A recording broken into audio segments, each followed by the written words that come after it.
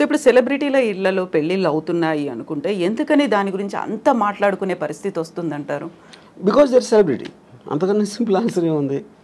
మా పక్కింటి వాళ్ళ గురించి చెప్తే ఎవరికి ఉండదు కదా. ఎవరో ఒక స్టారు, ఒక పొలిటికల్ పర్సను, ఏదో ఒక విధంగా చాలామందికి తెలిసిన మనిషి గురించి మాట్లాడితేనే ఎంటర్టైన్మెంట్ వస్తుంది. వేరే వాళ్ళతో రాదని కాదు, అది లిమిటెడ్ సర్కిల్లో ఉంటుంది. అది వైడర్ సర్కిల్ కావాలంటే you always have to target A celebrity. So పెళ్లి వ్యవస్థకు సంబంధించి అవుతున్నటువంటి లోపం, ఎక్కడ లోపం ఉంది అంటే వ్యవస్థలోనే లోపం ఉంది. ఎలా ఉండాలంటారు? నేను అదే చెప్తున్నాను. వ్యవస్థలో ఉందంటే మనకున్న ఇండిపెండెన్స్, మనకున్న మైండ్ సెట్లో ఇద్దరిని కలిపి ఒక చోట ఉంచటం, అది పెళ్ళి అనే పేరుతోటి వాళ్ళని బంధించడం అనేది that is where the problem comes. ఇప్పుడు ఒక ప్రాబ్లం ఏమొస్తుంది, ఇప్పుడు హస్బెండ్ ఉన్నాడు అనుకోండి, హీ నోస్ హిజ్ రిలేటివ్స్, ఆ పేరెంట్స్ అవ్వచ్చు, తన సిస్టరు, వీళ్ళు ఇంట్లో చేసే పని వాళ్ళు ఉంటారు, అందరూ కూడా ఇప్పటి నుంచో తెలుసు. కొత్తగా వచ్చిన అమ్మాయికి వాళ్ళు తెలియదు. అప్పుడు వీడికి వాళ్ళ మీద ఉన్న అభిప్రాయాలు సేమ్ అభిప్రాయాలు అమ్మాయికి రాకపోవచ్చు, which is one of the big reasons why the daughter in law versus the family ఎందుకు ఉంటుంది అంటే అదొక point. And it is naturally understandable. అది నేను గబుక్కుని మిమ్మల్ని కలిస్తే మీ మీద నాకున్న అభిప్రాయానికి, మిమ్మల్ని మీ గురించి ఎప్పటి నుంచో తెలిసిన వాళ్ళకి అభిప్రాయానికి ఎలా సింక్ కుదురుతుంది? అప్పుడు ఎక్స్పెక్ట్ చేయటం తప్పది. సో ఇది ఒక ఎగ్జాంపుల్ చెప్తాను. రెండో ఎగ్జాంపుల్, ఇప్పుడు నాకు తెలిసిన ఒక అమ్మాయి, she wanted to get divorce. ఏంటి ప్రాబ్లం అంటే, I find him very boring, which is a good enough reason. Bore కొట్టే మనిషి, మీరు మామూలుగా నేను బోర్ కొడితే మీరు వెళ్ళిపోతారు, కాసేపు హలోరు మాట్లాడి వెళ్ళిపోతారు, నేను వెళ్ళిపోతాను. కలిసే ఉండాలి అంటే బోర్ కొట్టించి కొడితే ఎలా సాధ్యం అది? She might find something else more interesting, someone else more interesting.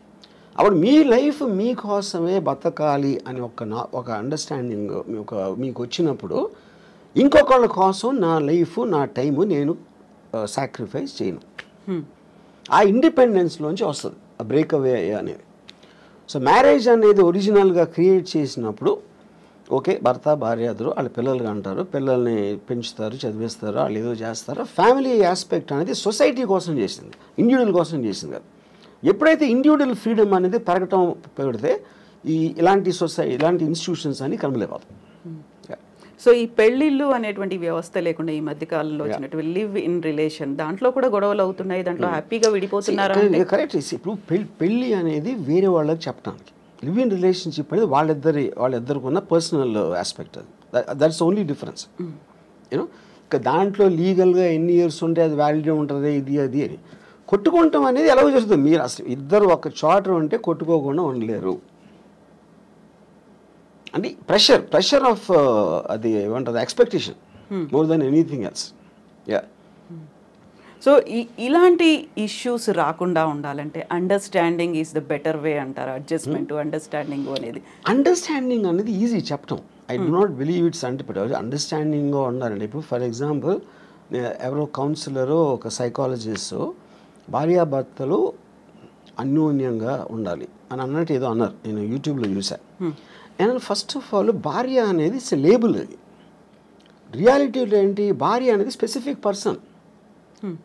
నా భార్య, తన భార్య, ముగ్గురిని భార్యలు అంటే అందరూ ఒకటేనా? కాదు కదా. The people are different. వాళ్ళ బిహేవియరు, యాటిట్యూడు, వాళ్ళకున్న ఇండివిజువల్ ఇష్యూస్, ఇలాంటివన్నీ కేస్ టు కేస్ చూడాలి. కానీ అందరినీ కలిపి లేబుల్ వేసి భార్యాభర్తలు అన్యోన్యంగా ఉండాలంటే జనరలైజ్ చేయడం అనేది మీనింగ్ లేదు. మీ భార్యని బాగా చూసుకో అంటే మీరు చెప్పారనుకోండి, ఇప్పుడు నా భార్య మీ భార్య కాదు, అప్పుడు మీరు ఎలా ఇస్తారు ఆ సలహా? అది ఏమి తెలియకుండా ఇష్యూ అది. You know, so I feel the whole concept of when the entire society in advancement is going towards individual freedom. నా ఇష్టం వచ్చినట్టు నేను బతుకుతాను, నాకు హ్యాపీనెస్ వచ్చింది నేను చేస్తాను అనుకున్న ఎవ్వరూ కూడా they can't be in the relationship unless one person completely compromises. One person completely succumb అయిపోతే ఏదో అట్లీస్ట్ ఓకే. అది సో మనకున్నటువంటి ఒక పర్సన్ కంప్లీట్గా సకంబ్ అవ్వటానికి ఎందుకు సకంబ్ అవ్వాలి నేను వేరే వాళ్ళకి అన్నది కదా. మీ ఫ్రీడమ్ మీకు ఉంది, మీ ఇండిపెండెన్స్ మీకు ఉంది. పాత రోజుల్లో ఏంటి, ఫైనాన్షియల్ ఇండిపెండెన్స్ అమ్మాయిలకి లేనప్పుడు ఇంకా చేసేది లేక దే జస్ట్ అంటే ఒక స్లేవ్స్ లాగా ఉండేవారు. నేను ఇప్పుడు రిబెల్ అయినా కూడా నాకు వేరే గతి లేదు అనుకున్నప్పుడు they will bear with whatever is there for them. Yeah. So అలాంటి పరిస్థితుల్లో అడ్జస్ట్ అయిపోయి ఇంకా బయటకు వచ్చిన నేను బతకలేను అండ్ సమాజం నన్నే అంటుంది అనేటువంటి ఒక ఒపీనియన్ కూడా ఉంటుంది ఆ టైంలో. బట్ ఇప్పుడు మనం ఉన్నటువంటి సమాజం కావచ్చు, మన వ్యవస్థలో ఒంటరిగా ఉంటే భవిష్యత్తు ఏంటి, ఆ తర్వాత నెక్స్ట్ ఎవరు చూస్తారు, ఒక ఫ్యామిలీ అయితే పిల్లలు చూస్తారు, లేకుంటే రిలేటివ్స్ చూస్తారు, భార్య చూస్తుంది, భర్త చూస్తాడు, ఇలాంటి బోల్డ్ అని కాన్సెప్ట్స్ పెట్టుకొని అడ్జస్ట్ అవుతున్న వాళ్ళు ఉన్నారు. మన ఫ్యామిలీల కన్నా పనులు బాగా చూస్తారు, నర్సులు బాగా, ఎందుకంటే జీతం తీసుకుని వాళ్ళు పని ఏమేం కావాలని చేస్తారు. పిల్లలు బాగా చూసుకుంటారా అనేది మనకి ఎప్పుడు Badipantulu cinema black and white డేస్లో వచ్చింది, అక్కడి నుంచి కూడా లేదు, అది ఎవరు నమ్మరు. ఫస్ట్ భార్య బాగా చూసుకోవడం అనేది ఆబ్లిగేషన్ క్రియేట్ అవుతుంది. నేనే అన్నీ చూసుకుంటున్నాను, మీకు ఇన్నాళ్ళకైనా నా వాల్యూ తెలిసిందా అని నష్టపెట్టి చంపేస్తారు. అప్పుడు ఆ గిల్ట్ ఫీలింగ్ చచ్చిపోతాడు. అసలు అతనికి వచ్చిన వేరే జాబ్ అయితే ఇలాంటి ఆస్పెక్ట్లో. I'm just taking it a little jocular. But నా పాయింట్ ఏంటంటే నేను ముసలోడిని అయినప్పుడు నాకు చూసుకోవటానికి ఎవరో ఒకళ్ళు ఉంటారా అనే రీజన్ తోటి భూమి మీద ఎవడో పెళ్లి చేసుకోడు. ఆ రీజన్ తోటి ఏదో ఎప్పుడో 20, 30, 40 సంవత్సరాల తర్వాత వచ్చే ప్రాబ్లమ్ని దృష్టిలో పెట్టుకొని. ఇప్పుడు ఫ్యామిలీ అంటే ఫ్యామిలీలోనే చాలాసార్లు గొడవలు అవుతాయి, బ్రదర్స్ మధ్యన ఉంటాయి. మనం చెప్పుకొని అనిల్ అంబానీ ధీరుభాయ్ అంబానీ కొట్టుకుని చచ్చిపోయాడు. అప్పుడు ఇంక ఫ్యామిలీ ఏంటి మీనింగు? ఫ్యామిలీలోనే అసలు మీకు మ్యాక్సిమం ప్రాబ్లమ్స్ ఉండేది ఫ్యామిలీ వల్ల, బయట వాళ్ళ వల్ల ఉండదు. ఫ్యామిలీ వల్ల ఎందుకు ఉంటుందంటే మీకు బాగా తెలుసు అక్కడి నుంచి బిట్రేలు వస్తే మీరు తట్టుకోలేరు, దాని నుంచి ఈ పక్కన మా మదర్ వీళ్ళందరూ సర్ది చెప్పడానికి మొత్తం అన్నీ జరుగుతాయి. అందరు ఫ్యామిలీస్ ఉంటాయి కదా.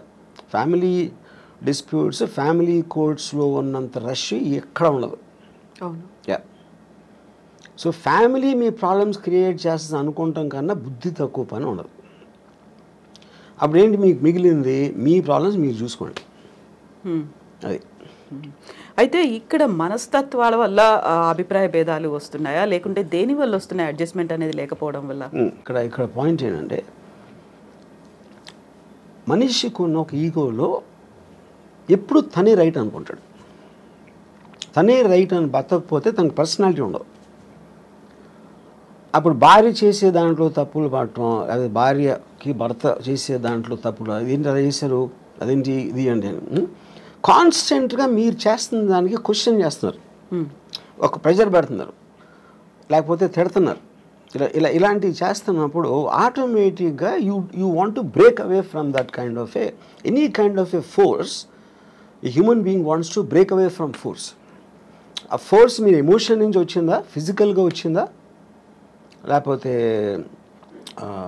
సొసైటీ పరంగా వాళ్ళ అంటే చుట్టూ ఉన్న వాళ్ళు ఏమనుకుంటారు, లేకపోతే పేరెంట్స్ ఏమనుకుంటారు, ఇలాంటి రకరకాల ఆస్పెక్ట్స్లోంచి ఆ ప్రెజర్ ఉంటుంది.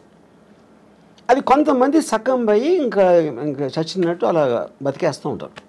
చాలామంది ఇష్టం లేకుండా బతుకుతారు, ఇష్టం లేకుండా సంసారం చేస్తారు. అందుకని మీకు పెళ్లి మీద అన్ని జోకులు ఎందుకు ఉంటాయి ఎప్పుడు? Because of that, you know.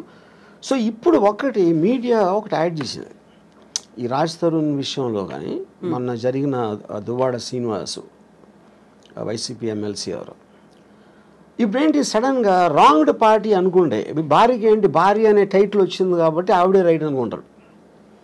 నా భర్త వేరే వాళ్ళతో ఉన్నారు అని చెప్పి అక్కడ పిల్లలు కూడా ఇన్వాల్వ్ అయ్యి మీడియాకి వస్తున్నారు.